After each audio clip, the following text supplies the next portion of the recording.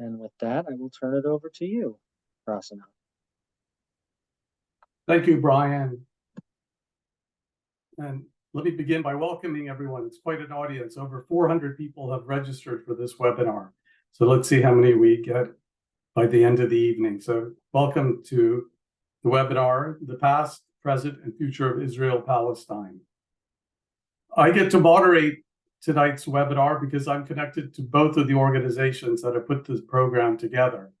I'm on the board of Massachusetts Peace Action, and I'm on the steering committee of Historians for Peace and Democracy. Let me tell you a little bit about these two groups. MAPA, or Massachusetts Peace Action, is an affiliate of the national group Peace Action. And we at MAPA focus on grassroots organizing, policy advocacy, and community education to end US wars, interventions, occupations, and sanctions. We also work to build a just society at home with a smaller military budget. Historians for Peace and Democracy, the second organization that's organized this event, has a mission to stand up for peace and diplomacy internationally and for democracy and human rights at home. To these ends, Historians for Peace and Democracy, or HPAD, are dedicated to fostering education on campuses and in communities, encouraging activism, and facilitating networking with organizations working for peace and justice. Now, if you're in Massachusetts, I urge you to join Massachusetts Peace Action. If you're a historian anywhere in the United States, I urge you to join HPAD. And if you're a historian in Massachusetts, you should join both and really put your voice behind the demands for peace and justice. So we have an outstanding program for tonight. We have three very distinguished historians of Palestine and/or the Middle East. And let me give you a quick introduction to the three historians and then turn the floor over to them. Our first speaker is Sherene Seikaly. She's an associate professor of history at the University of California, Santa Barbara, where she's joining us from. Her book, Men of Capital, Scarcity and Economy in Mandate Palestine, published in 2016, explores economy, territory, the home, and the body.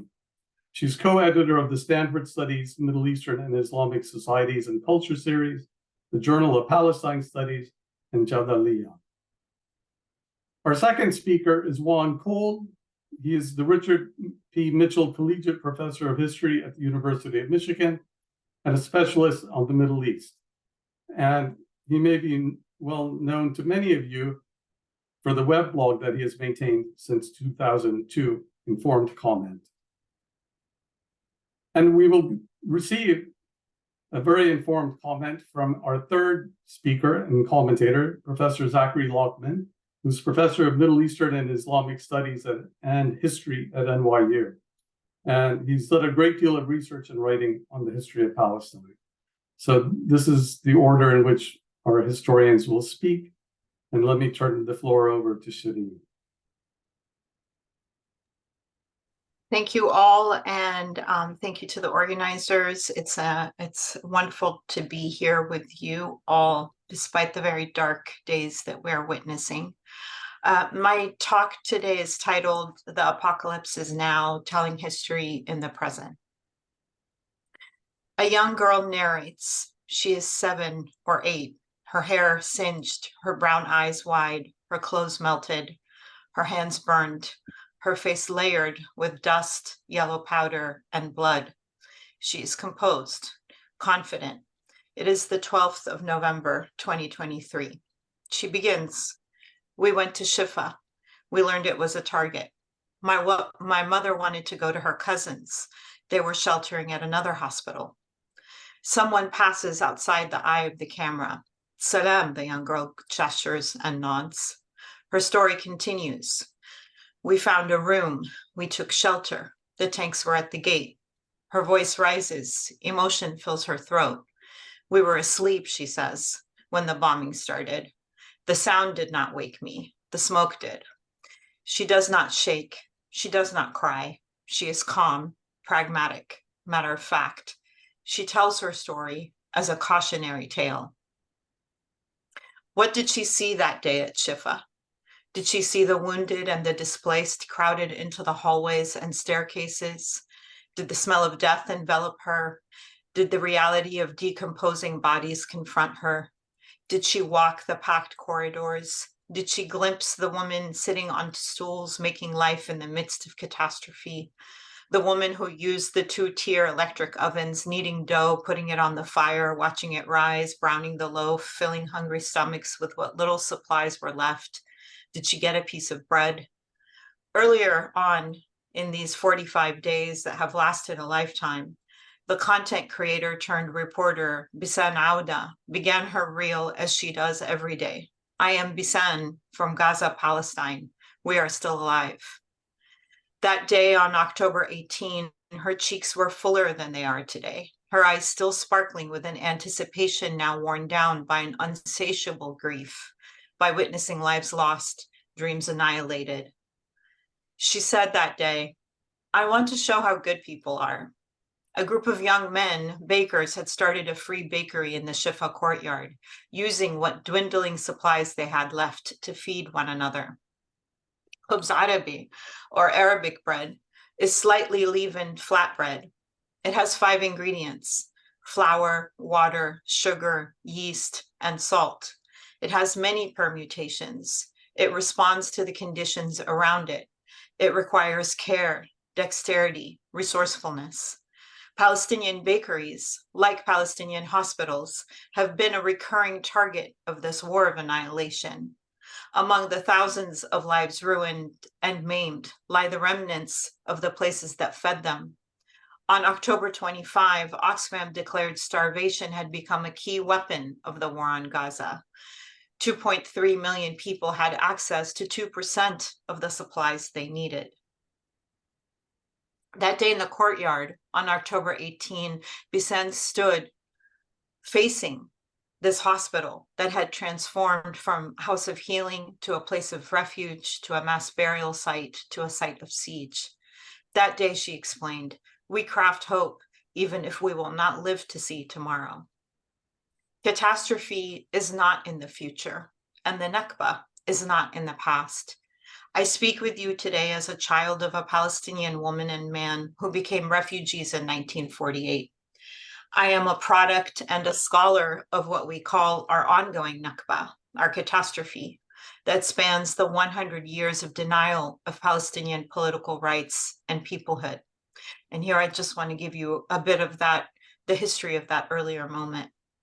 On November 29, 1947, the General Assembly of the newly established United Nations voted to terminate the British mandate on Palestine and partition Palestine into an Arab and a Jewish state. Between November 1947 and May 1948, Zionist forces and the Palestinians were immersed in a war for the future. On May 14, 1948, David Ben-Gurion declared the State of Israel. The next day, the armies of Egypt, Syria, Lebanon, Transjordan, and Iraq invaded. Zionist forces were better prepared, mobilized, organized, and centralized than the Arab armies. And by the second stage of the war, they were also better armed. These Zionist forces, had an intimate ally across the Jordan River. King Abdullah of Transjordan and the Jewish Agency had nourished a 30-year partnership. The Arab armies were, for their part, more concerned with their own national interest and did not coordinate militarily or diplomatically. The Nakba of 1948 took place in what historians now categorize as 4 stages. Stage 1 was from December 1947 to March 1948. The Zionist military organization, or the Haganah, shelled neighborhoods and villages and authorized the destruction and expulsion of the villages of Arab Suqair and Qisaria, south of Haifa, in February of 1948. 2 militias, the Irgun and the Lehi, targeted Palestinian fighters and civilians at bus stops, shopping centers, and markets. The Haganah's military advances and psychological warfare marked this period as one of panic and fear. During these 4 months, Palestinians with the means to do so fled in hopes of return. Stage 2 began in March 1948, when Plan Dalit, or Plan D, was dispatched to Haganah forces. That plan was a shift to large-scale, highly organized and sustained operations. The War of Conquest was in full force. On April 9, 1948, Irgun and Lehi forces, numbering about 120 troopers, advanced on a village near Jerusalem called Deir Yassin. The troopers pillaged the village, shot fleeing civilians, and killed 100 to 120 villagers, including combatants. Later that month, the Haganah overpowered Arab forces in Haifa. By May 1948, the expulsion of villagers had become regular practice, and by the end of June, 250,000 Palestinians had fled or been expelled under the force of fire. Stage 3 of the Nakba was between July and October of 1948. That July, Israeli forces expelled 60,000 Palestinians, men and women, children and the elderly, from the towns of Lidda and Ramla, southeast of Jaffa. The refugee columns left behind a trail of belongings. Some refugees perished along the way.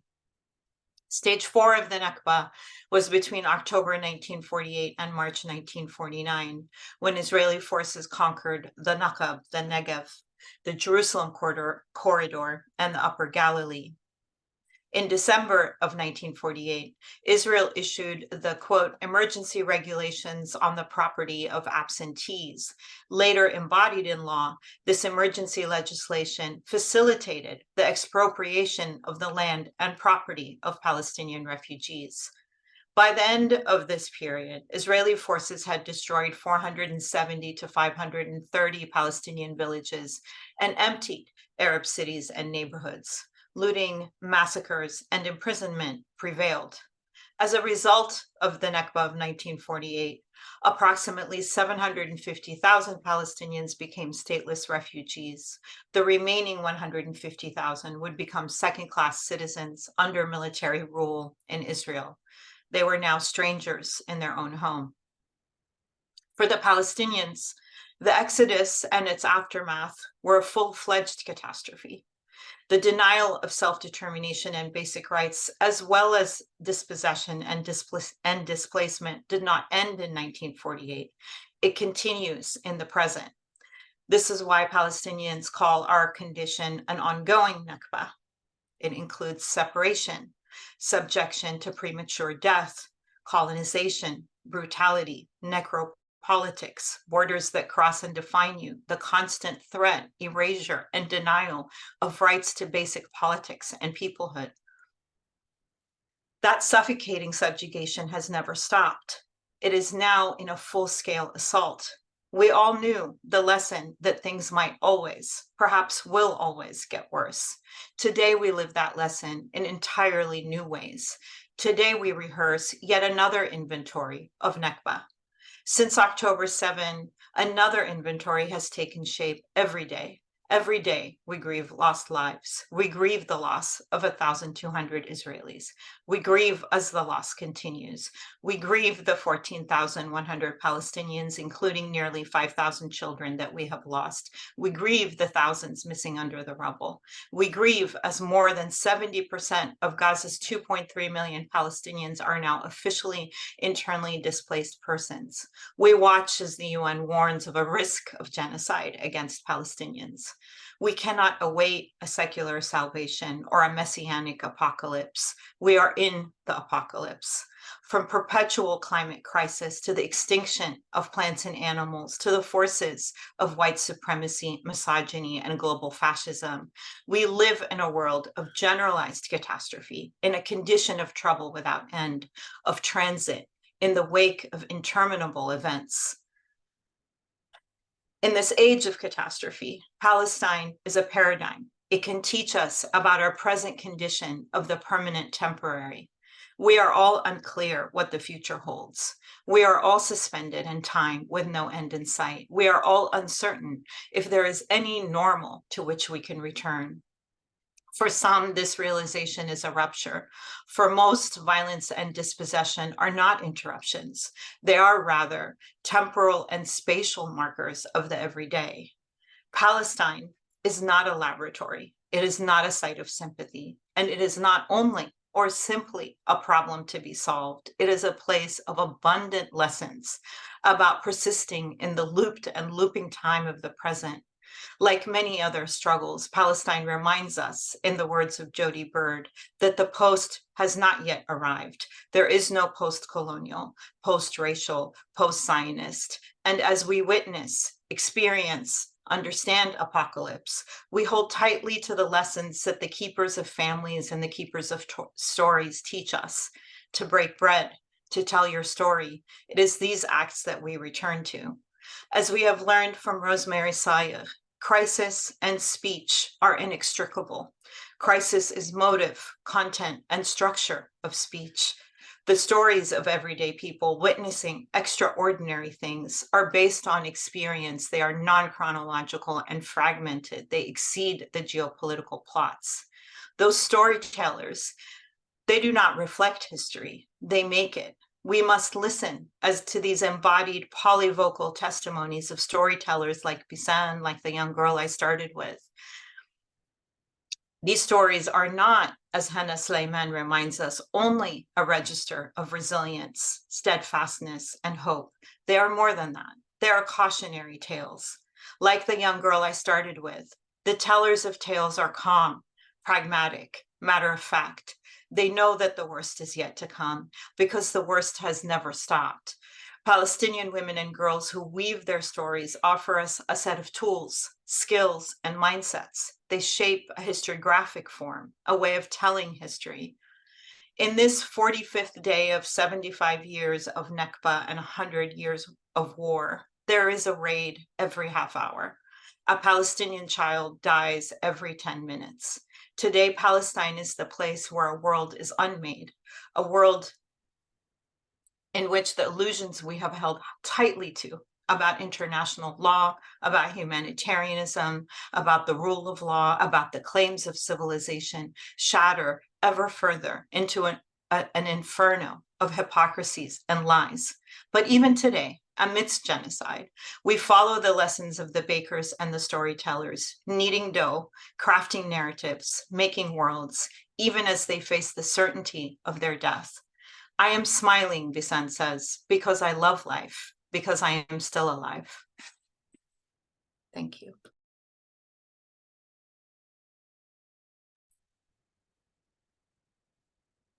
Thank you, Professor Seikaly. Let me turn the floor over to Professor Cole now. Well, thank you so much for having me. These are troubling times, and I'm sure we're all weighted down by the horrific events from October 7th forward. I'm not even all that involved in Palestinian-Israel affairs, but I have several friends who have been personally affected by these horrid attacks. They're not just tragedies. I mean, tragedy, I think, is an impersonal way of putting it, but it is it is volition that's involved, and volition of a Hamas organization, which I have to say has been responsible for terrorism in the past. Terrorism as a tactic has been adopted by it. Back in the 90s, they committed attacks against non-combatants. But the scale of what they did on October 7th and the particular scenes of their actions were unusual for them. They took an Israeli military base, and if they had only attacked military targets, they wouldn't be in the kind of disrepute that they are now, but they appear to have attacked a music festival, in fact, a peacenik music festival, and to have shot down large numbers of people there. The tactics that they used are reminiscent of the ISIL or Daesh organization that had become prominent in northern Iraq and eastern Syria in the teens of this century, and were intended to shock and intended to polarize. And of course, they got what they wanted. The Israeli response has broken every law or regulation that any international body has attempted to establish with regard to the prosecution of war since the end of World War II. And let me just back up to that moment, because during World War II, humanity behaved very badly. Historians estimate as many as 65 million deaths in those 4 years. In some ways, it began with an atrocity with the German Air Force pulverizing Warsaw, razing it to the ground with bombing. And then an invasion and occupation of Poland, in which the Nazis were attempting to de-Slavicize Poland, to expel or kill Poles and to bring in German Aryans to replace them and to make Poland a province of Germany ethnically. And large numbers of Poles were expelled, millions were killed, and large numbers of Germans were brought in an attempt to replace them. So these kinds of events happened during World War II. Disproportionate attacks were made. The Dresden and Tokyo were firebombed. And indeed, the destruction wrought on Tokyo probably was greater with these conventional weapons than what was done to Hiroshima with the nuclear one. After the war, the United Nations was formed. The United Nations Charter was enacted.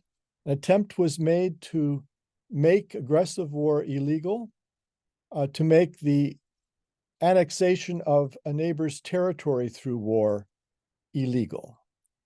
And then there were the Nuremberg trials, the Geneva Conventions, the Geneva Convention of 1949, which laid out, following the Hague Regulations of 1907, but expanding on them, the laws regarding the responsibilities of occupiers during war, because during war, territory is occupied until the end of the war.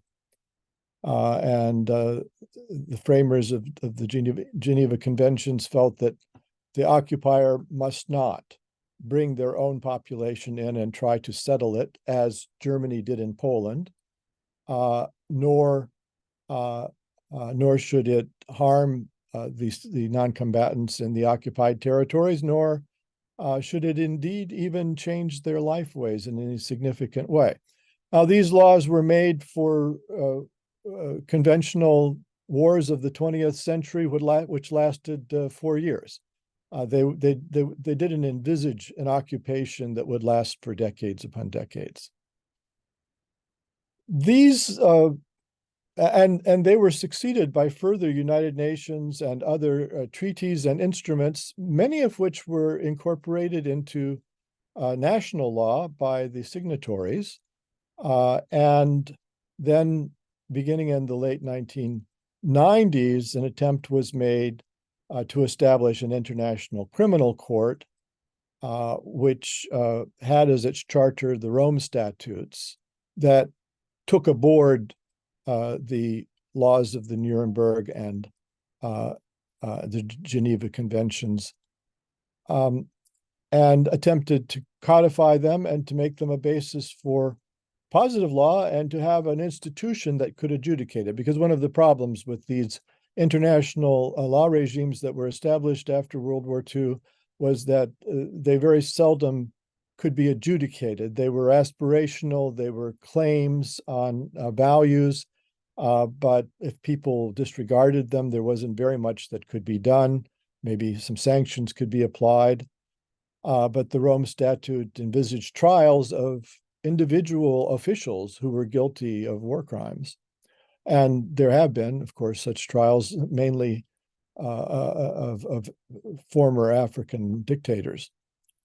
The United States behavior towards Israel and the conflicts between Israel and the Palestinians and other neighbors in the Middle East has undermined the entire thrust of international humanitarian law as it has evolved after World War II.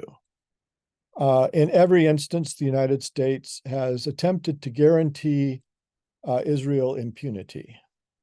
It has actually, it seems to me, gone further in guaranteeing Israel impunity than even it has itself. That is to say, it has accepted some of its own war crimes, but has never admitted any of Israel's. The relationship of the United States with Israel began with Harry Truman, who recognized Israel and famously remarked that he had Jewish constituents. He didn't think he had any Arab ones. So it was a transactional event for Truman, who, by the way, was an enormous blockhead. If you hear him speak very long, you begin to see he just wasn't a very bright man. And so he made this calculation of trying to get Jewish votes by supporting Israel, which has been a standard operating procedure in Washington ever since. Ike Eisenhower, having been Supreme Allied Commander and having been part of the attempt to establish a post-World War II order, was a more upright figure and more dedicated to the United Nations and to what it might mean for world order. And so was absolutely outraged in 1956 when Israel, France, and the UK conspired to get up a war against Egypt that would allow them to occupy the Suez Canal, which had recently been won by Egypt. And Eisenhower used the fact that these three countries were all indebted to the United States to force them back out of Egypt. He threatened to pull in the loans and to bankrupt their economies. So the U.S. very occasionally acted in an even-handed way, but that was rare. And of course, in 1967 war and in 1973, the United States was a cheering section for the Israeli side, and the conflict had been reconfigured to some extent as a Cold War conflict, with Egypt having Soviet backing and Israel being the really the proxy for the United States. Then at the end of the 1967 war, the Israelis seized the West Bank and the Gaza Strip. Palestinian majority territories, which had been administered after 1948 by Egypt on the one hand and Gaza and the Hashemite Kingdom of Jordan on the other hand in the West Bank. These territories didn't play a significant role in the 1967 war. They weren't, organized as combatants. They were part of the territory that was administered by belligerents, but there wasn't a strong military reason to seize them. And in the aftermath, the Israelis began colonizing them, sending in settlers, which, since they were occupied territories, was completely illegal according to the Geneva Conventions. And the United States took the position that what Israel was doing was wrong and should be condemned, but that it would never allow anyone to interfere with it, and it wouldn't interfere with it itself. And for the most part, the United States has been a handmaiden of Israeli colonization of the Palestinians. One major attempt to step back from this policy was George H.W. Bush, who declined to offer $10 billion in loan guarantees for Israeli settlers in the West Bank, squatters on Palestinian land, who were doing something contrary to U.S. Stated policy at the time. And the Israelis had the nerve to come to Bush and Congress and to demand $10 billion in loan guarantees for these structures that were being established, which the U.S. considered illegal. And so Bush took a stand on that. But again, this was extremely rare. And everybody else, Clinton, Bush Jr., Obama, Trump, and Biden now have simply caved, have really given the Israelis whatever they wanted, have run interference whenever the UN Security Council wanted to condemn Israeli violations of international law in the occupied territories. For the most part, the United States has vetoed those resolutions. And so the world system, does have some checks and balances. If North Korea acts in a particularly threatening way towards its neighbors and develops nuclear weapons, the United Nations Security Council has put sanctions on it because even China was alarmed. And the 5 permanent members of the UN Security Council could agree on that. And therefore, North Korean ships can be boarded at will by other powers on the high seas, and that's normally illegal, but the UN Security Council allows it. And under ordinary circumstances, had the U.S. allowed the international system to function as it should, I believe Israel would have been subject to significant economic sanctions by the rest of the world, and maybe even to security sanctions on the part of UN Security Council for its behavior in the West Bank. And it wasn't subject to those sanctions because the United States vetoed all of those resolutions. And therefore, there's no feedback loop. The Israelis don't get any pushback from the rest of the world. They have impunity. So when people in Gaza 6 years ago or so began having marches for their freedom, the Great March of Return, for the right to return to their homes, because most of the people in Gaza are descended from refugees who were pushed out of southern Israel by the Zionist forces, and some of them could walk home if they were allowed to from Gaza. They started marching and having demonstrations near the fence that the Israelis have put up, and the Israelis brought in snipers and they just shot them down. These were not people who were armed or who were posing a threat to Israeli soldiers. They were most often, non-combatants who were simply demonstrating. And the snipers were urged to aim for the knees and to disable these people. Many young men and some women in Gaza were injured by this tactic, and there was no pushback. This was completely illegal. This was a war crime. There wasn't so much as a major parliament in the world that condemned it, and so now they're raising Gaza. They've committed more war crimes in a month and a little over a month than anyone but Russia in Ukraine. But Biden comes out and says that they're not committing war crimes and that this is necessary. And John Kirby comes out and gives us the Alice in Wonderland view of that the Israelis are just defending themselves. How are you defending yourselves? You're bombing hospitals, you're bombing schools, you've killed thousands and thousands of innocent non-combatants that Sherene spoke about so eloquently. So this whole situation, including October 7th, is to some extent the fault of U.S. policy, because the U.S. has set this up as a forever struggle. It's allowed the Israelis to act with impunity. It's ensured that the Palestinians are powerless in conventional terms, and therefore, people who are powerless in conventional terms often turn to terrorism as a tactic. So it's not the United States didn't call Hamas up and say, do October 7th, but the United States created the framework of history and society in the Levant in which this atrocity became imaginable and possible.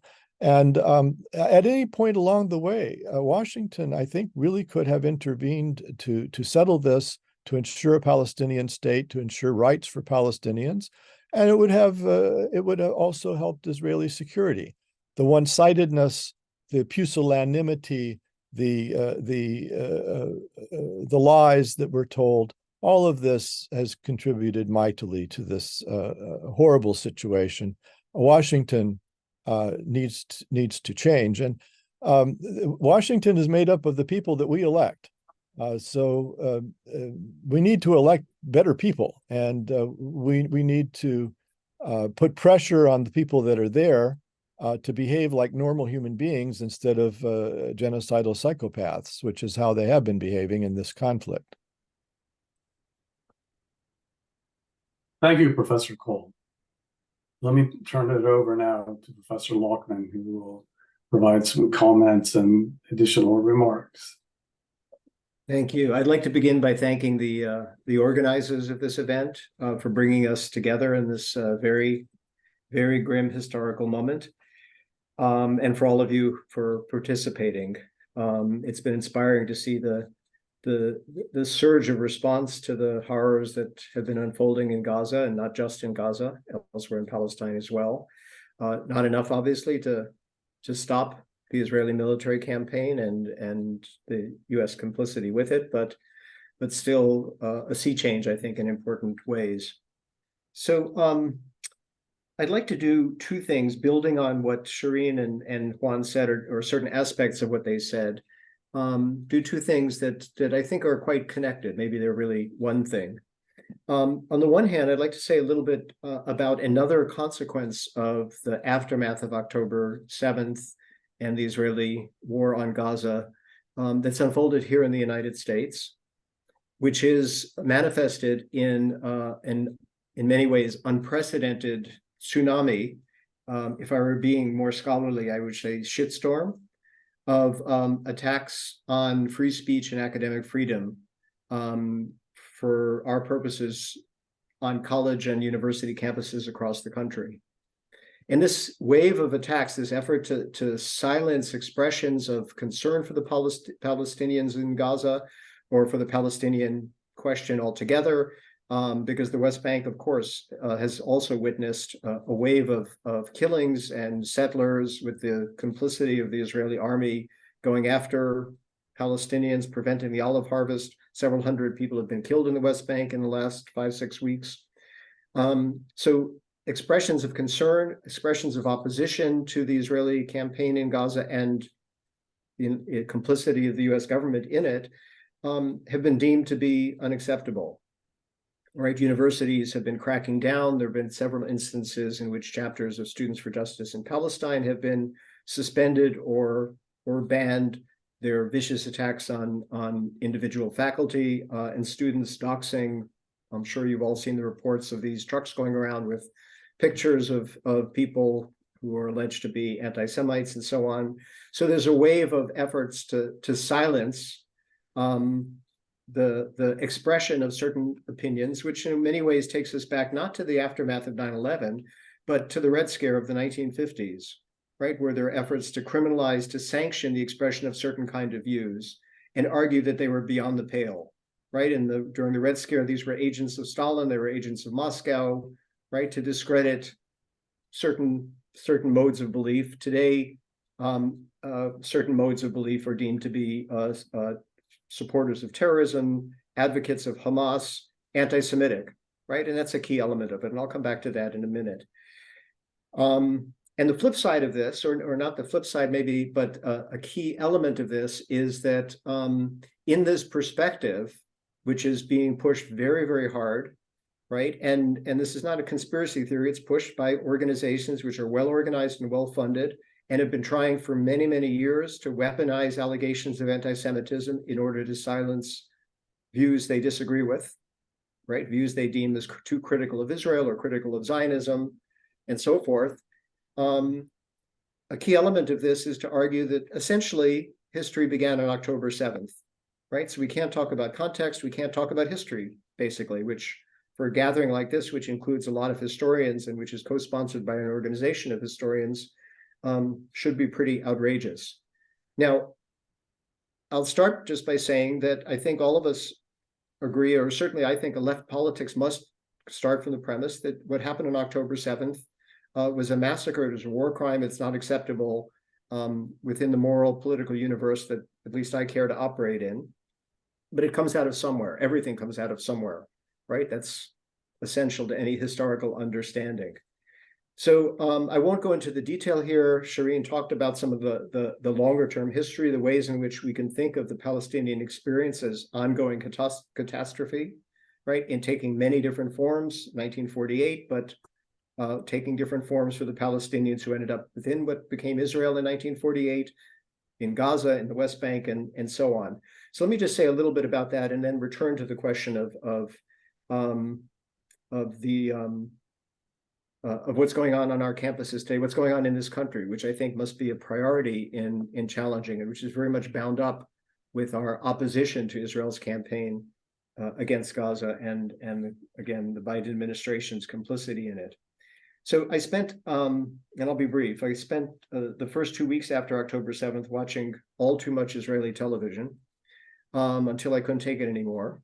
Not surprising, people were in deep shock, a huge sense of victimhood. This came out of nowhere from their perspective, and a desire for revenge, not surprisingly. And commentator after commentator, talk show after talk show said we have to go and smash Hamas, with no thought about, well, then what? What happens next? You destroy Gaza, you destroy Hamas, even if that's feasible, then what?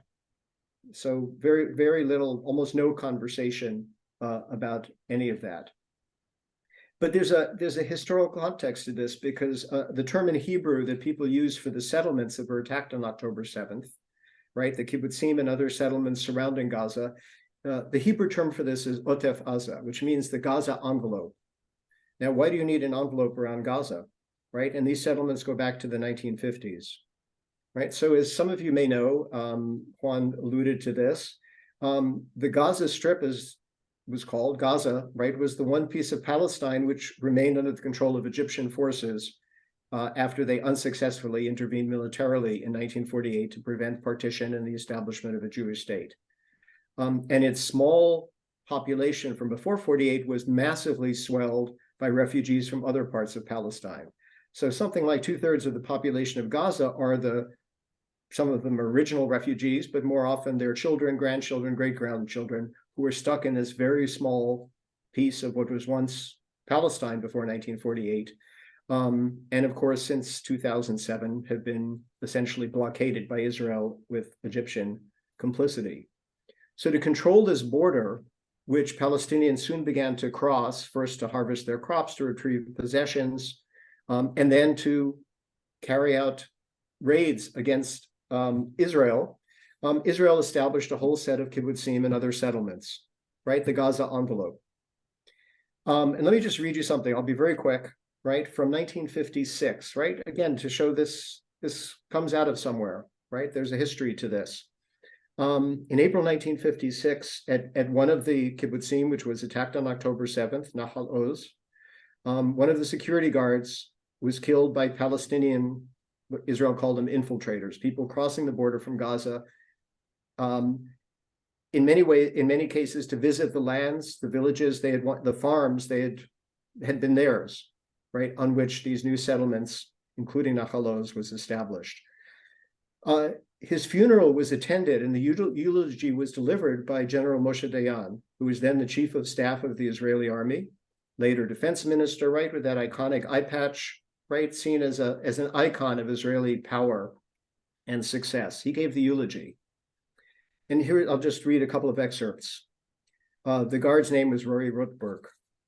Early yesterday morning, Rory was murdered. The quiet of the spring morning dazzled him, and he did not see those waiting in ambush for him at the edge of the furrow. Let us not cast the blame on the murderers today. Why should we declare their burning hatred for us? For 8 years, right, since 1948, for 8 years they have been sitting in the refugee camps in Gaza, and before their eyes we have been transforming the lands and the villages where they and their fathers dwelt into our estate. Beyond the furrow of the border, a sea of hatred and desire for revenge is swelling, awaiting the day when serenity will dull our path, for the day when we will heed the ambassadors of malevolent hypocrisy who call upon us to lay down our arms. This is the fate of our generation. This is our life's choice, to be prepared and armed, strong and determined, lest the sword be stricken from our fist and our lives cut down. So this is a long time ago. This is 1956, but it already sets the stage for understanding Gaza as, in a way, the microcosm of the Palestine issue, right? This place packed with refugees, crammed into a small area under Egyptian rule and then under Israeli rule since 1967, right? With no hope of a future. And then through complicated circumstances, ending up under the control of Hamas, and in a status quo that many Palestinians found intolerable. Again, this is not to justify October 7th, but as historians, as scholars, as thinking people, we have to understand the difference between justification and explanation, right? We need to explain things, which doesn't mean we agree with them or accept them or think they're moral, but we want to understand the context. So these are the kinds of things that the campaign now underway in the United States and Canada as well, and in Europe, certainly in many European countries, to silence that history, to make it disappear, to simply see this as a matter of Israel defending itself, which is the line of the Biden administration, with no historical understanding, with no historical grounding, which would allow us to make sense of where this came out of, and the larger issues this is an essential component of. And much of the speech, much of the campaign is also premised on the idea that certain forms of speech are inherently anti-Semitic, right? Now, this is a serious issue. There's certainly been a surge in anti-Semitic speech and acts in the last 6 weeks in the United States and many parts of the world, right? As there's been a surge in anti-Arab, anti-Palestinian, Islamophobic speech and acts, right? This has been generated by this crisis and the deep tensions and polarization it's produced. But the classification, the demand that any criticism of Israel, criticism of Zionism be deemed anti-Semitic is weaponizing a very serious allegation in an extremely dangerous way. It's a poor analogy, and you'll forgive me, but it's like saying every communist, every socialist, everyone on the left is an agent of Stalin, is an agent of Moscow, right? But here, these people who are criticizing what's going on in Gaza, people who are criticizing what's going on in Palestine, hate Jews, and that's all we have to understand, and therefore their speech is illegitimate. And a lot of universities responded after October 7th, issuing statements condemning the attacks and seeking to reassure their Jewish students, right? And that's fine. A lot of Jewish students have been freaked out, and a lot of Jews in the United States and elsewhere have been extremely distressed. We can talk about what that means and why. But a lot of other people have been distressed in other kinds of ways. And it's extremely dangerous, I think, to, again, weaponize allegations of anti-Semitism for a political end, especially when it's part of a campaign whose ultimate aim is to silence opposition to the Israeli war on Gaza, and the ways in which the United States has, for 3/4 of a century, been Israel's enabler, as Juan talked about. So these are challenges we face in the United States that are very urgent challenges, in addition to demanding a ceasefire, demanding an end to Israeli violence against the Palestinians in Gaza, and understanding that there's no military solution to this conflict, right? There simply isn't. There has to be something else, whatever that might be. We face this challenge that is to the fundamental free speech rights and academic freedom that is vital to us, and that every college, every university professes, but hasn't in the last 6 weeks been very good at, by and large, at upholding and protecting and defending. So to me, this is an important consequence. This is a challenge we face here in this country that I think we need to be talking about and engaging with. I'll stop there. Thank you, Professor Lockman. let me ask if Professor Seikaly or Professor Cole would have anything to add to or respond, or anything to respond to what Professor Lockman just said in his comment. Sure. I'd love to say a couple of things with great gratitude to Zach, who has taught me how to be a historian. So it's my honor to be here with him, and of course to Juan as well. I just want to say three things to kind of reinforce four things to reinforce what Zach has already been saying. One, I think it's really important for people to understand that the Gaza Strip is actually a construct. It is a product of partition. It's not just that Gaza existed as part of Palestine. It was also a large province that had a really important commercial class that was very involved in citrus capitalism, that was a really important port historically and throughout the 19th and 20th centuries. I'll also point to the 1956 moment that Zach pointed to and read from and so powerfully, is that also in response to and in that attack and counterattack, the Israelis bombed the Shifa hospital.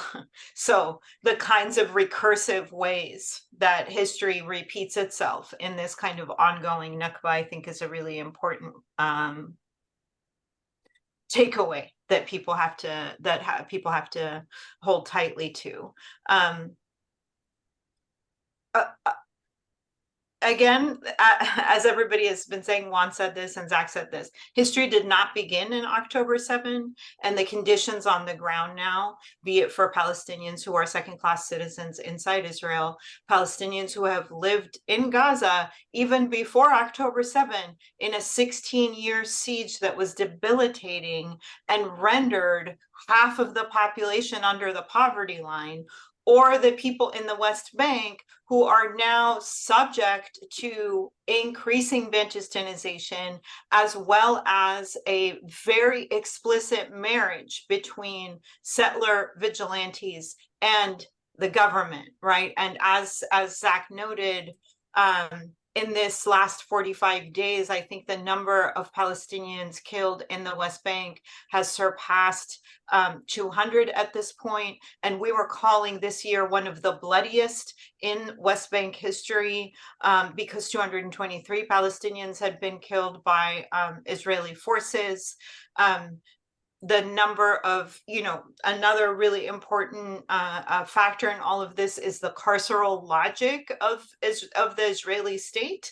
And that has meant that since 1967, over 800,000 Palestinians have been incarcerated in Israeli jails, oftentimes under administrative detention. So you're basically talking about the denial of basic rights to all of Palestinians in this plot of land. And I think you cannot understand October 7 and everything that happened after it without understanding that Palestinians are not free. They are colonized subjects. And every single liberation struggle has taught us that no one is free unless we are all free. The last point I want to make about anti-Semitism, because this is something that is very close to my intellectual and political practice, is that actually the struggle for Palestinian liberation is completely, at its best form, committed to fighting all forms of racism, to fighting anti-Semitism, to fighting anti-Blackness, to fighting xenophobia. And some of the most exciting actions that have happened in the last 45 days have actually been organized by people like Jewish Voice for Peace, and if not now, when they closed down the rotunda in the Capitol, when they took on the Statue of Liberty, across the country, these actions have been so inspiring. And I think it is really important. I see some of these questions in the chat about religion, ethno-nationalism, and their relationship. And I think it is really important to remember that there is a long and honorable tradition of Jewish anti-Zionism, that Zionism and Judaism are not synonymous categories, and that those are histories that we have to take very seriously, and that the fight against anti-Semitism is something that the Palestinian liberation tradition at its best is devoted to. Thank you. Professor Cole, would you like to add anything, or can we turn to some questions? Just very briefly, and to give a homage to my colleagues, I've learned through my life much of what I know about all this from Zach and Sherene. So let me just say, though, in addition to what they have said, is that October 7th not only didn't happen in a vacuum, and not only is there a long history behind it of keeping the Palestinians stateless and ultimately, therefore, without rights. Hannah Arendt, I think, was the one who said if that rights come out of citizenship in a state, you have a court to go to, you have political rights, you have a vote. If you're stateless, you don't have the right to have rights, she said. And I think one of the Supreme Court justices quoted her on that. So the Palestinians not only don't have rights, but they don't have a right to have rights.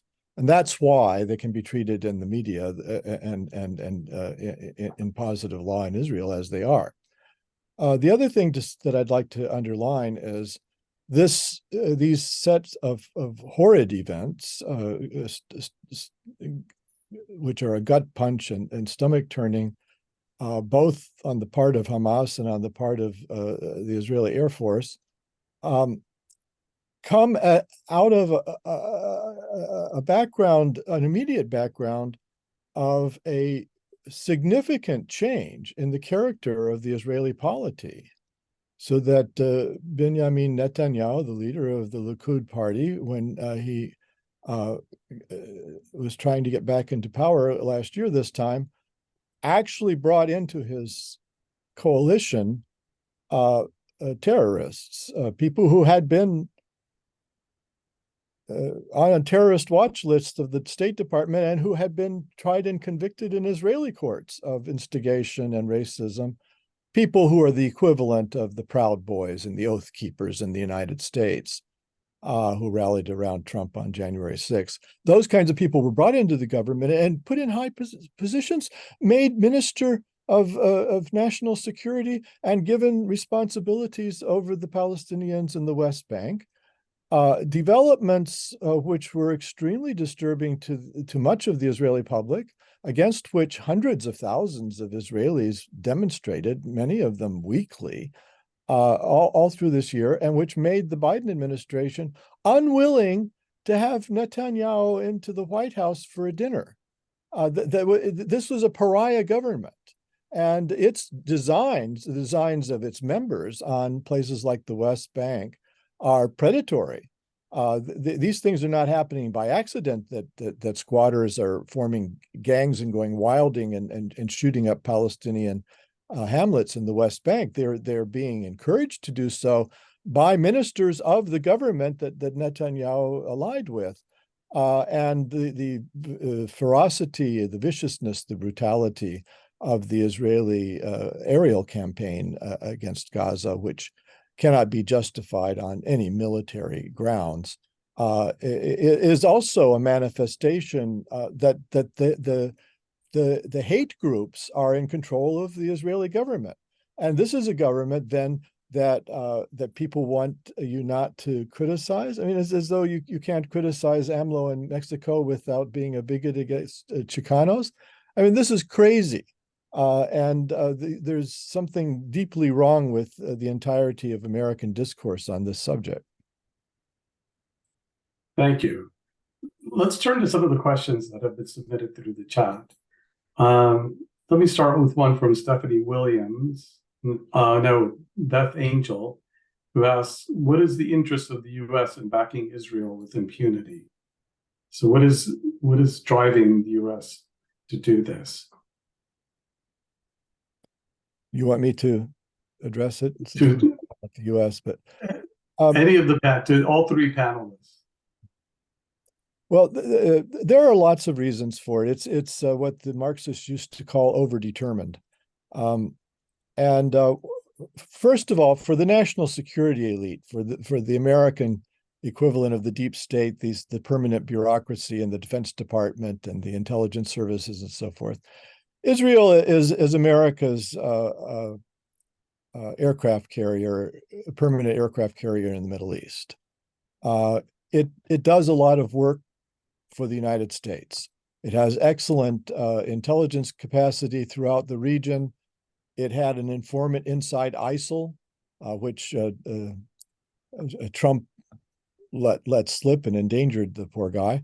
But Israel is a place that the U.S. has very extensive military and technological relationships with. So it's an asset for American security in the Middle East. And the Middle East is in turn an asset to U.S. Geopolitical power because it is the source of much of the world's energy. And although the U.S. doesn't import so much from that region, all of its allies, Japan, Germany, France, etc., deeply dependent on that energy. So that's one. And then in addition to the importance of Israel to the U.S. National security elite, for those reasons, and I should say I agree with Noam Chomsky that it's not the Israelis that get the Americans to do things. It's not the Israelis that influence American public opinion to do things. It's these national security guys. Then there's the issue of Christian Zionism. There's a very large evangelical constituency in the United States that has these crazy ideas about the necessity to support Israel so as to have Jesus come back. And these people are now in control of the Republican Party, one of the major parties in the United States. And then, in addition to all that, there is a constituency for Israel among some Jewish Americans. About a third of Jewish Americans say they don't feel very connected to Israel. But some of the others are very high on it. Some of the wealthier members of the community are important as donors, and you would want them behind you in your political campaigns. So, I've just mentioned three, but there are even more. Zach, Sherene, do you want to add anything? Yeah. Sherene, go ahead. I'd like to add a couple of things. I want to get back to the question of anti-Semitism because I think it's a really important and informing one. And I think one of the ways to think about the question of Palestine and the Jewish question more broadly is to think about it as a problem of Europe. In this history, you have the coming together of Europe's internal others and Europe's external others. And that's why, when people will often say things like, oh, well, it's simple, right? It's simple to call for ceasefire.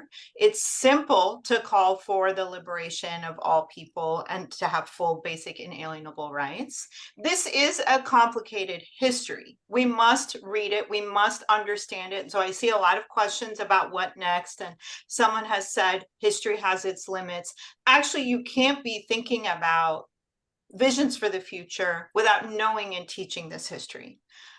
The reason that that's important, how it's linked to the question of the United States, is because the United States also has a problem with its relationship to what it understands as its European heritage and civilization. Let us not forget that the United States is a settler colony built on the foundations of genocide and slavery. So we have to actually hold all of those lessons to account when we're thinking about the way that power works in the 21st century. And so in that regard, I think if you look historically, while there have been really important divisions within the US government at different moments, so Juan mentioned Bush Sr. and his limitations that he tried to put on settlers. We know and settlement, we know for a fact that there's often division on policy, on US policy between, let's say, the White House and the Pentagon. We know that it's not all one thing, and that we have to take those divisions seriously. We also have to understand that since its inception, Israel and the United States have been intimate geopolitical, military, diplomatic allies.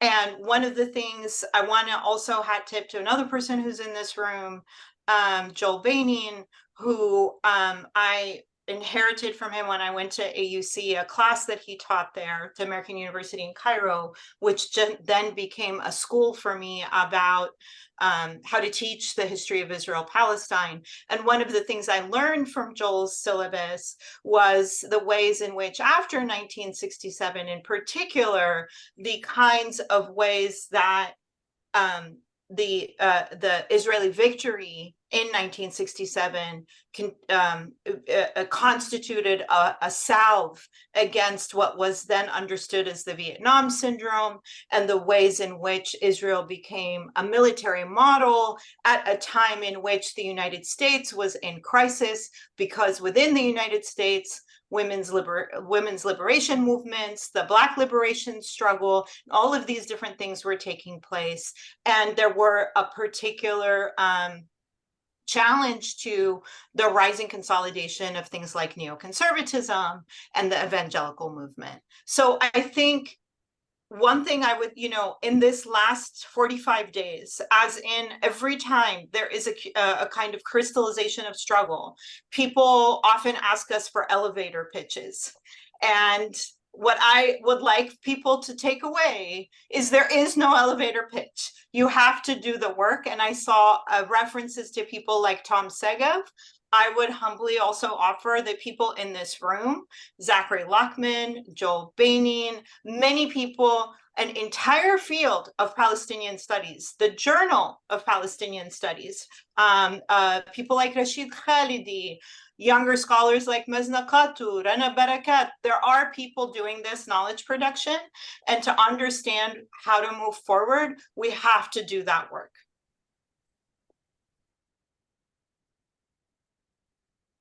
Thank you, Sherene. There is a middle ground between the complexity of understanding the complexity of the past and elevator pitches. And some of us in the audience are involved in organizing. But I'll come back to that. I want to ask a question that I am very, it's engaged me, which is, the larger global context for what's going on right now in Israel-Palestine is really the rise of the far right across the globe. And do our panelists have any thoughts on the connections between the rise of this far right movements in so many parts of the world and the responses to the events of October 7th? I could try to say something about that. I mean, people often, it's easy, let's put it this way, to blame Benjamin Netanyahu and his extremely right-wing government, right? This is the most hardline right-wing government Israel has ever had, that took office a little less than a year ago, right? But there's also been a great deal of continuity in Israeli policy going back to 1948. And the idea that things were wonderful, and this is something a good number of Jews share, things were great before 1967, and it's only those crazy settlers and those crazy religious people who've, taken Israel in this terrible direction that's caused all these problems, right? And to some extent, people in the Biden administration endorses this. This is a popular view in the United States as well, and it's too easy an out. Right, for one, just historically, right, the expulsions and dispossession of the Palestinians in 1948 was presided over people on the Zionist left, right? David Ben-Gurion was the key figure in the labor Zionist, the socialist Zionist movement. And this movement presided over the wars of 1956 and the conquest of the remainder of Palestine in 1967 and the beginnings of the settlement project. Now, of course, the right, when it came to power, and it's been the dominant force in Israeli politics in the last 30, 40 years, escalated this quite dramatically, right? But this is not these crazy people. This is a project of the Israeli state, and endorsed de facto by the United States, which criticized the settlements, which said they're illegal under international law, but kept providing Israel with $3 or $4 billion a year. So Israelis are not stupid. They pay attention to what the United States does and not what it says once a year when the State Department issues its annual report on the occupied territories. So I wouldn't take it too far. Netanyahu is culpable in his own special way, right? His main concern at this moment is to stay out of prison because he's facing charges of corruption, and that's certainly informed his policy. But this is about the ideology and the policies of the state, right? And not of one individual, or not even of the right wing of the Israeli Jewish political spectrum. Are there features in common? Ethno-nationalism, sure, right? And in Israel, and this is also something that's important, I think, to understand, and I'll shut up, right? Israel isn't a liberal democracy in the same sense the United States is, right? It's often referred to in the United States as the only democracy in the Middle East. But it defines itself not as a state of its citizens, regardless of their ethnicity or their religion. It's a state, it defines itself officially as a state of the Jewish nation, of all Jews everywhere, right? Who have a right under Israeli law to get on a plane and arrive in Israel and claim citizenship. It's sort of as if the United States defined itself as a white Christian nation. So anyone who wasn't white and wasn't Christian had a subordinate status, was a second-class citizen, or maybe not a citizen at all, right? And the reality in Palestine, and this, the term apartheid has begun to be used by the most respectable human rights organizations, right? Human Rights Watch and Amnesty International, and even Israel's leading human rights organization, B'Tselem, right, to denote a situation in which Jews are today a minority in historic Palestine, right? Palestinians are again a majority, which they hadn't been since 1948. But Jews have the full rights of citizenship, the kinds of rights Juan mentioned earlier, right? And Palestinians either have no rights at all, right? Or they're second-class citizens, referring to the Palestinians who make up 20% of the population of Israel, the citizens of Israel. So that's different from the United States, right? Where racism persists, where all sorts of forms of discrimination persist, but at least legally, whether you showed up yesterday and became a citizen or your ancestors came several centuries ago as enslaved people or on the Mayflower, you're an equal citizen before the law and have an equal status. We know the reality is different, right? But that's not the case in Israel. So that's maybe not a direct answer to your question, but it's I think important to understand the specificities of this state and society, which of course are thoroughly bound up with its relationship with the indigenous Arab population of Palestine, the Palestinians. Can I come in as well? Please do. Did you want to go ahead, Juan? Yeah. I want to quickly say, to get back to the question of apartheid. So I want to really also remind people that analysis of apartheid came from Palestinian civil society organizations in 2003, 2005, in which they were making the analysis that the kinds of conditions and access to rights that any people have in the land that Israel is sovereign over depend on how the state defines them. Okay, and so this was the launching of the boycott, divestment, sanctions campaign, and that campaign has seen many wins. Some of those wins have been about the heritage human rights organizations like B'Tselem, as well as Human Rights Watch and Amnesty International, all calling the conditions on the ground in Palestine, in Israel, in Palestine, as apartheid. We know, in fact, that Ariel Sharon himself expressed these concerns, and it was one of the reasons that he wanted a withdrawal from the Gaza Strip. So I just want to remind folks, because I think a lot of times the labor of Palestinian organizers, historians, storytellers gets erased. And I really want to insist that we center those voices, number one. I want to link that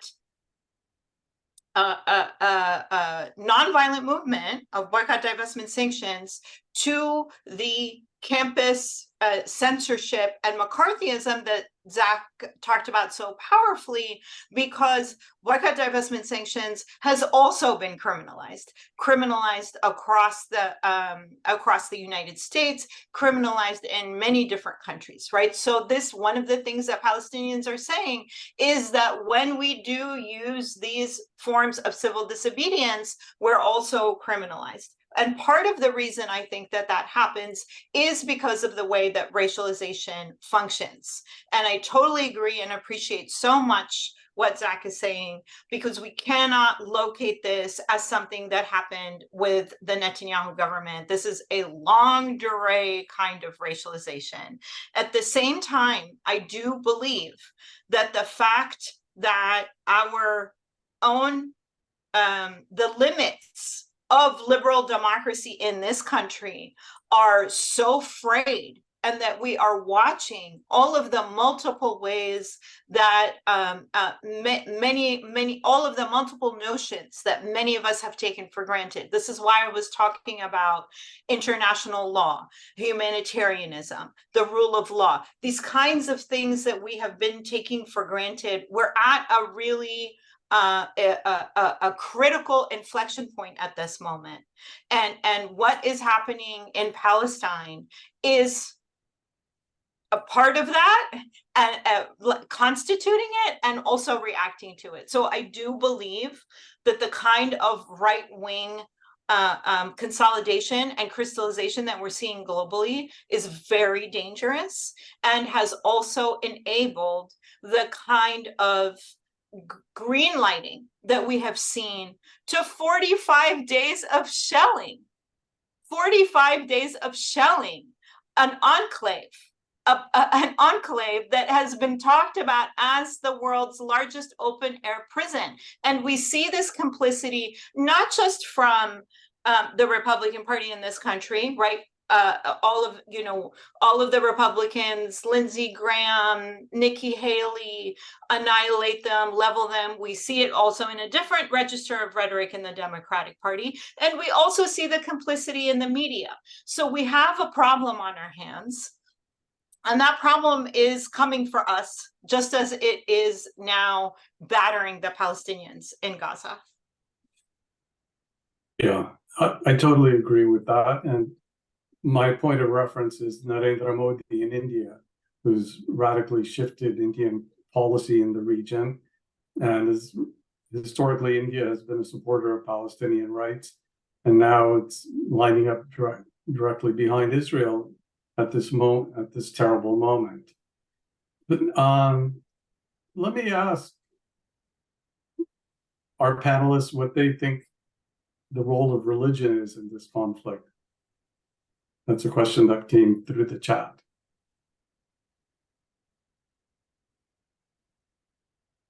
Well, religion is a marker of identity, and this is a ethno-political struggle, so obviously it gets invoked. Hamas claims to be a religious organization, although I know something serious about Islam and Islamic law, and I can guarantee you that Hamas's actions on October 7th contravened Islamic law in every single way. You're not allowed to kill non-combatants. You're not allowed to launch a sneak attack. To the extent that there are a set of codified laws of war in Islamic jurisprudence, Hamas violated them. And so I think the reference to Islam is on Hamas's part is a form of propaganda. It so happens that most people who live in Gaza are Muslims, and it has tried to appeal to that marker of identity. But many Palestinians are secular-minded people. It doesn't mean they don't pray or they don't go to mosque or they don't believe in God. But, you know, the center of their politics, a lot of the time, they're middle-class people. And the PLO was famously not terribly religious. And there are, you know, Marxist groups that reject religion among the Palestinians and so forth. So, and then the Netanyahu's Likud party is a secular party.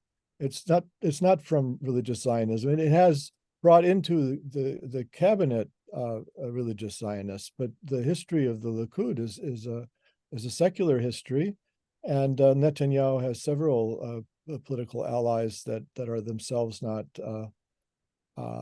religious. So I would say that seeing this conflict through the lens of religion would be an error, that it is largely an ethnopolitical struggle, and in which religion is sometimes invoked. But there's nothing in religion that makes people behave this way, and it's not what the conflict is over control of territory and how people will be treated on that territory, which are entirely secular concerns in the correct meaning of the word secular. Thank you. Zach, Sherene, do you want to add anything briefly? I have two more questions that I'd like to get to. I mean, I would love to hear Zach's take on this question as well. I mean, I think the struggle on the ground is a political territorial struggle. It articulates itself in ideological terms.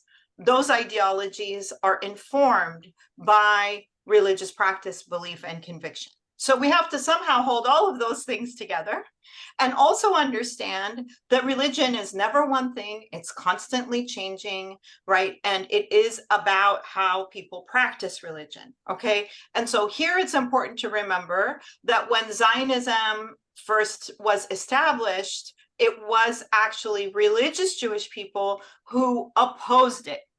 So there's an entire history around the relationship between Zionism and Judaism and how that has shifted over time. I also want to acknowledge that political Islam is a phenomenon. It's a political, ideological formation that is heterogeneous and that is historically dynamic. I think there are simplified ways in which jihadi movements have been compared. And again, I would say, we need to take these differences in history seriously. So somebody I would encourage everybody to read is Tariq Bakoni, who's written a wonderful history of Hamas that actually takes it seriously and narrates its history. So the last thing I want to say here, because I've seen a lot of this in the chat here and in other places, oh, Israel and the United States created Hamas because they wanted to, you know, contain the PLO as a national secular option because they were more threatened by that. Certainly, they had a calculus around what was most threatening to them. It's important to remember that Hamas is established in 1987. It's also important to acknowledge and avow that Hamas is part of a broader tradition of modern political Islam, and that it was born of the Muslim Brotherhood, itself an organization that has been dynamic and shifted from a more, in the beginning, a more, one could say, socialist kind of ideological vision in the very beginning, to one that in the 21st century has become much more neoliberal. Again, we're all historians. We got to read about this stuff. There's no easy answers. Thank you. Zach, do you want to add anything, or can we? No, maybe you should move on to since time is limited, move on to the next questions. Yeah, we just have a couple of minutes, but I'd like each of your thoughts on how you think this mess is going to end. Well, I wouldn't dare to venture a prediction. I mean, I think the only safe thing to say is that people will be living with the consequences of this for years, decades, generations to come. I mean, these kids who watch their families being killed and suffer trauma and seen the world, including the Arab world, stand by and do nothing or facilitate what Israel is doing, they will have a response to this, and it may not be a response we like very much. It's been argued that the rise of Hamas was a response to the failure of the world and Israel to accommodate the compromise offered by the PLO, right? Let us have a little state in a quarter of what was once Palestine, under conditions the Israelis will dictate, and that's enough. And Israel ultimately refused to take yes for an answer, which of course gives rise to people who say, about the Israelis exactly what the Israelis say about the Palestinians. The only thing they understand is force, right? You kill us, we kill you. You stop killing us, we stop killing you. So the devastation of so far all of Gaza, but especially the northern half, the depopulation, right? The ethnic cleansing, which we're watching before our eyes, right? Where this population of 1.5 million plus people have been driven from their homes. Their homes have been destroyed. There are not many homes and buildings and offices and businesses, left standing or undamaged in much of Gaza. So it's not even clear how people can return. If there's a huge, massive displaced refugee population, double refugees, right? Refugees from the rest of Palestine in 48 who are now refugees from where they lived elsewhere in Gaza, it's going to be a horrific situation on a humanitarian level, but the political implications, right? People with nothing to lose, whose lives have been destroyed once again by Israel and with the support of the United States and European countries and others. So there'll be a price to pay for this for everyone, and it's and it will strengthen those forces, I suspect, who believe that there is a military solution to this, right? Why should they conclude anything otherwise, right? Watching what the Israelis have done, watching what the world has done or not done. So that's as far as I would venture to go. Beyond that, specifically, right? Who knows? It depends how things develop over the next days and weeks and months. But it's certainly an inflection point in this, as Sherene said, century-long struggle for control of Palestine, and doesn't, I think, bring us anything that promises much for the future. All right, we're out of time, so I think it's a very somber note to end on, but I think an appropriate note. Thank you. Thank you. Can I say one thing? Thank I you, just Juan. want to say, Thank you, City. I just want to say right. one thing. One thing, go ahead. One thing, which is, I also agree that I don't see how we come back from this. I also just want to say, I know it looks like Palestinians have nothing to lose, but I also want to remind you of Bisan Aude's words, which is, I love life and I am alive. And that's why I'm smiling. And I think it's really, really important to remember that these Palestinians who are suffering and have been suffering for 100 years continue to live and continue to embrace ways of being that are themselves in opposition to all of the subjugation that we have lived under. Thank you, Sherene. That's a much better note to end on. Thank you so much. And really, we owe so much to all three of you for taking your evening to spend with us and to share your thoughts on this really pressing and issue of world historic importance, I'd say. So please join me in thanking our three speakers. And thank you to the audience for joining us. And I'll just announce that on November 30th, there's going to be another webinar that's sponsored by both Mass Peace Action and Historians for Peace and Democracy. And that's a webinar with Andrew Basovich. So that's going to be next week on November 30th. So the conversation will continue. So thank you. And please join us again for Andrew Basevich. And please join me in thanking our three speakers. Thank you for organizing this, all of you. Thank you. Thanks so much.